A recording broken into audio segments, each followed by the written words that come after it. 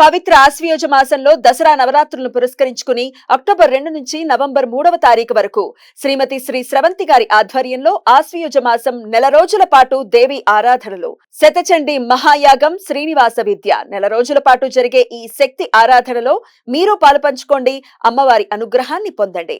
మీ గోత్ర నామాల కొరకు సంప్రదించండి. నమస్తే, నేను మీ కుప్ప పద్మిని. ఇన్నాళ్ళు మీ సపోర్ట్ ని నాకు అందిస్తూ మీ ప్రేమని నాకు అందిస్తున్న ప్రతి ఒక్కరికి కృతజ్ఞతలు. ఇప్పుడు చూడబోతున్న ఈ వీడియో కూడా ఖచ్చితంగా మీకు ఉపయోగపడుతుంది. లైక్, షేర్ అండ్ సబ్స్క్రైబ్ చేసి మీ ఇష్టాన్ని అలాగే మీ సపోర్ట్ ని నాకు అందించండి. అలాగే ఈ వీడియో పట్ల మీ అభిప్రాయాన్ని కమెంట్ సెక్షన్ లో కమెంట్ చేసి నాకు తెలియజేయండి. నమస్తే, వెల్కమ్ టు అవర్ ఛానల్. నేను పద్మిని. ప్రస్తుతంతో పాటు ప్రముఖ ఆధ్యాత్మికవేత్త, జ్యోతిష పండితులు, అమ్మవారి సేవకులు, దత్త గణపతి ఉపాసకులు మురళీధర శర్మ గారు మనతో పాటు ఉన్నారు. మాట్లాడదాం. నమస్కారం మురళి గారు. మహాదేవ శ్రీమాత్రుడు మహా. దసరా నవరాత్రులు ప్రారంభం కాబోతున్నాయి. చాలా చాలా ఉత్సాహంతో ప్రతి ఒక్కరు కూడా ఎదురు చూసేటటువంటి రోజు. దసరా నవరాత్రులకి ముందు రోజు కూడా అత్యంత పవర్ఫుల్ డే ఖచ్చితంగా అమావాస్య. మహాలయ అమావాస్య గురించి చాలా వివరంగా మనం మాట్లాడుకున్నాం. లేని సూర్యగ్రహణానికి ఇచ్చేటటువంటి పబ్లిసిటీ గురించి కూడా మాట్లాడేసుకున్నాం. దాన్ని పక్కన పెట్టేద్దాం. అమావాస్యకి ప్రత్యేకించి చేసుకోవాల్సినటువంటి రెమెడీస్ ఎవ్రీ అమావాస్యకి కూడా చెప్తూ ఉన్నారు కదండి. అయితే పితృదేవతల అనుగ్రహం రీత్యా ఏం చేయొచ్చు అంటే, ఈ దానాది కార్యక్రమాలు చేయలేకపోతున్నాము, ఇంట్లో ఒప్పుకోని వాళ్ళు చాలా పర్స్పెక్టివ్స్ ఉంటాయి. ఇందులో చాలా చాలా సిచ్యువేషన్స్ ఉంటాయి. ఇంట్లో ఒప్పుకోవట్లేదని, మాకు తెలియదని, మాకు చేతగాదని, ఆర్థిక పరిస్థితి మాకు సహకరించట్లేదని, ఇట్లా రకరకాల పరిస్థితులు ఉంటాయి. కాబట్టి మరి పితృదేవతల అనుగ్రహం పొందడానికి రీత్యా అనుకోవచ్చు. పితృదేవతల్ని పక్కన పెట్టేస్తే అమావాస్యకి ప్రత్యేకించి చేసుకోవాల్సినటువంటి రెమెడీ ఏదైనా ఉంటే చెప్తారా? తప్పకుండా అమ్మ. అయితే ఇక్కడ తరచూ కూడా అసలు పితృదేవతల అనుగ్రహము అనేటువంటిది కానీ ఈ ఈ సందర్భాలలో కొందరికి అంటే ఎలాంటి సిచ్యువేషన్స్ ఎదురైతే పితృకు అంటే దాన్ని ఏమంటారు కదా, పితృదోషం, పితృదోషానికి సంబంధించి వారి అనుగ్రహం ఎంత చేసినా కూడా మాకు దక్కటం లేదు అనుకున్నా, తరచూ కూడా ఆటంకాలు వస్తున్నాయి అనుకున్నా, లేదా ఉద్యోగంలో అలా సడన్గా ఎక్కడ నిలబడడం లేదు సరిగ్గా అనుకున్నా, సంతానం కావటం లేదు అనుకున్నా, లేదా ఎప్పుడో మా అక్కయ్యకు 38 years వచ్చినా వివాహం కాలేదు, మాకు ఇంకా వివాహం కాలేని పరిస్థితి అని చెప్పి ఎదురు చూస్తున్న సందర్భాలు కానీ ఖచ్చితంగా ఉంటవి. 88, 85 డేట్ ఆఫ్ బర్త్ వారిది కూడా నేను చూస్తున్నా. ఇంకా పెళ్లిళ్ళవని వాళ్ళ 85 నియర్లీ 40. ఎందుకంటే కొన్ని సందర్భాలలో మరొకటి హైలైట్ విషయం ఏమిటి అంటే, రీసెంట్గా నేను చూసినటువంటి చాట్లో 2000 సూర్యుడు వారి జాతక రీత్యా తులాలో ఉన్నాడు, శని వచ్చేసి మేషంలో ఉంది, శని మేషంలో ఉంది. సుమారుగా కూడా వారిది ఒక పెద్ద హోటల్ చాలా చక్కగా కూడా నడుస్తూ ఉంది. ఈ యొక్క సూర్యుని దశ వచ్చిన తర్వాత ఒక 6 months కొంత మన వారి భార్యకు సంబంధించి కొంత ఇబ్బందికరమైనటువంటి పరిస్థితులు, మన హెల్త్ ఇష్యూస్ రావడము, తనకు ఒక సిజేరియన్ ఆపరేషన్ జరగడం జరిగింది. ఇక దాని తర్వాత కొంత బాగుంది అనుకునేటువంటి సందర్భంలో ఆల్ ఆఫ్ సడన్గా కొలాప్స్. సుమారుగా 1 కోటిన్నర ఆల్ ఆఫ్ సడన్గా. అవును, రీసెంట్గా 2023 11వ నెలలో సూర్యునిలో శని ఎంటర్ అయింది. సూర్యునిలో సూర్యుడు వచ్చినప్పుడు ఆమెకు ఆపరేషన్ జరిగింది. అటు పిమ్మట చంద్రుడు అదే ఇక అటు పిమ్మట నడుస్తూ ఉండగా సూర్యునిలో శని వచ్చింది. శని వచ్చేసరికి ఇది ఒక పితృదోషం కిందనే తీసుకునే పరిస్థితి వాస్తవానికి కూడా. ఇక్కడ శని నీచబడింది, సూర్యుడు నీచబడ్డాడు. ఈ టైంలో ఏమవుతుందంటే పెద్ద లాస్ ఏర్పడుతుంది. మరొకటి ఏమిటి, ఇంకొకరి జాతక రీత్యా పరస్పరం చూసుకుంటూ ఉన్నారు సూర్యుడును శని భగవానుడు కూడా. ఈ సందర్భంలో కూడా వారికి మంచి జాబ్లో ఉండగా అలా సడన్గా జాబ్ లాస్, జాబ్ దొరకకుండా ఉండే ఇలాంటి సిచ్యువేషన్స్ ఉండేటువంటి వారు కానీ, లేదా మనకు వివాహ ప్రయత్నాలు దగ్గర దాకా వచ్చి మిస్ అయిపోతున్నాయి. అరే అసలు మంచి సంబంధాలు కూడా వస్తూ ఉన్నవి, వారు ఏమీ చెప్పటం లేదు ఎదుటివారు. ఆల్రెడీ చూస్తున్నారు, అంకే బాగుంది అని చెప్పి అంటున్నారు, కానీ మరలా మనమా అడగలేము.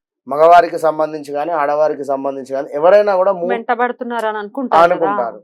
ఇలాంటి సిచ్యువేషన్స్ లో ఉండేటువంటి సందర్భాలు కానీ ఇలా ఇవన్నీ కూడా పితృదేవతల దోషం కింద కొన్ని ఉంటవి. ఇక ఇంట్లో నెగిటివ్ ఎనర్జీ తరచూ కూడా ఎవరికో వారికి గొడవలు జరిగేటువంటి సందర్భాలు కానీ లేదా హెల్త్ ఇష్యూస్ రావడం కానీ ఉంటవి కొన్ని. కనుక మనం ఎన్ని చేసినా సరిపోలేదు అనేటువంటి సందర్భంలో వాస్తవానికి మన యొక్క మానవ జీవితంలో జన్మ ఎత్తిందే ఒక సాటిస్ఫాక్షన్ అనేటువంటిది ఉండదు. ఏది చేసినా ఇంకా అనేటువంటి పరిస్థితే ఉంటుంది.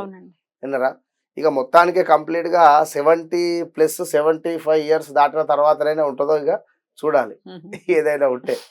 అంటే ఒక వయసులో ఉండేటువంటి సందర్భం కానీ లేదా ఒక 100 వచ్చినవి ఇంకో 100 వస్తాయి. అబ్బా ఒక లేకుండా ఉండేటువంటి పరిస్థితి ఉంటుంది. కనుక కొంత ఇవాళ 100 వచ్చింది, ఓకే డన్, చాలు అనుకున్నా కూడా తప్పే అని మనం చెప్తున్నాం వేరే కొన్ని వీడియోలో. ఎట్లా అంటే నేను చెప్పేది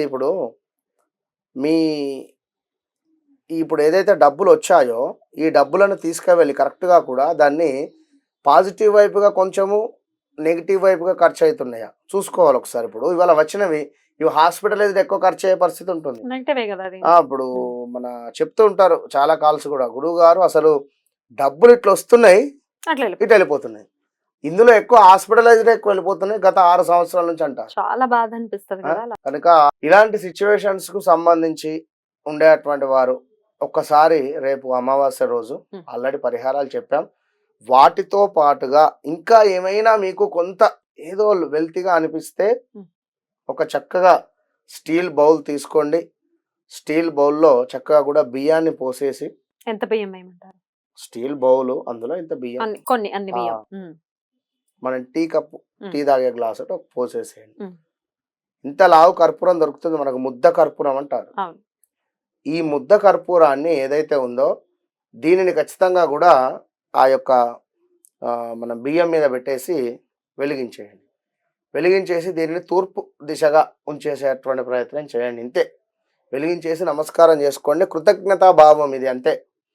ఏం కృతజ్ఞతా భావము? ఈరోజు అమావాస్య, మహాలయ అమావాస్య, మీకు మీ యొక్క పేర్లను చెప్పుకొని పలానా బ్రాహ్మణులకు అన్నదానం కానీ వస్త్రదానం కానీ లేదా గోదానం కానీ మరొకటి ఇచ్చి ఉన్నాము, లేదా పలానా అనాథాశ్రమంలో భోజనం పెట్టి ఉన్నాము, పలానా వద్ద ఇది చేసి ఉన్నాము కనుక తప్పకుండా మీ ఆత్మ సంతోషించాలి అనేటువంటి భావనతో ఇప్పుడు ఏ విధంగానైతే మనం ఒక పూజ చేస్తున్నాం, పూజ చేసిన తర్వాత మంత్రహీనం క్రియాహీనం భక్తిహీనం పరమేశ్వర యత్పూజితం మయాదేవ పరిపూర్ణం తదస్తుమే అంటే, నేనైతే పూజ చేశాను పరమేశ్వర, కొంచెం మంత్రం ఏమైనా దోషం ఉన్నా, నేను చేసేటువంటి క్రియ ఏదైనా దోషం ఉన్నా, భక్తి ఏదైనా దోషం ఉన్నా, నా యొక్క మనసు ఎక్కడికో చంచలంగా వెళుతూ ఉన్నా, దీన్నన్నింటికి దోష నివారణ సిద్ధ్యర్థం యథాశక్తి ఎంత నీకే సమర్పయామని చెప్పి ఎట్లయితే విడిచిపెడతామో, ఈరోజు మహాలయ అమావాస్య నేను తర్పణాలు విడిస్తేనే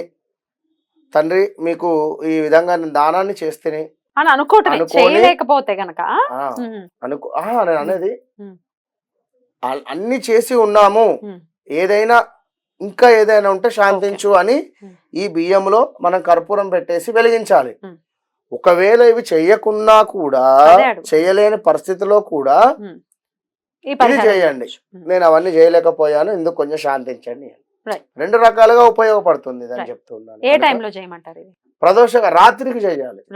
ప్రదోషకాలం కూడా కాదు, రాత్రి సుమారుగా అర్ధరాత్రి దాకా ఉంది మనకి అమావాస్య కనుక 9:30 నుండి వీరు 11:15 ఎప్పుడైనా చేసుకోండి. ఈ సమయంలో ఖచ్చితంగా బాగుంటుంది. రైట్, అద్భుతం అండి. చక్కటి పరిహారాన్ని సూచించారు. డెఫినెట్ గా ఇది చేసుకుని వారి పితృదేవతల అనుగ్రహాన్ని పరిపూర్ణంగా పొందండి. ఇంక ఇది లాస్ట్ అయిపోయింది. మళ్ళీ నెక్స్ట్ సంవత్సరం అంటే మళ్ళీ భాద్రపద మాస అమావాస్య వచ్చేంత వరకు కూడా మహాలయ అమావాస్య గురించి మన ప్రస్తావన ఉండదు కాబట్టి ఖచ్చితంగా ఇది చేసుకుని వారి అనుగ్రహాన్ని అద్భుతంగా దసరా పండుగ జరుపుకోవాలి మన వాళ్ళని మనస్ఫూర్తిగా కోరుకుంటూ, దసరాల గురించి అమ్మవారు వచ్చేస్తున్నారు కాబట్టి అమ్మవారికి సంబంధించి మాట్లాడుకుందాం నెక్స్ట్ వీడియోస్ లో. థ్యాంక్ యూ అండి. నమస్తే.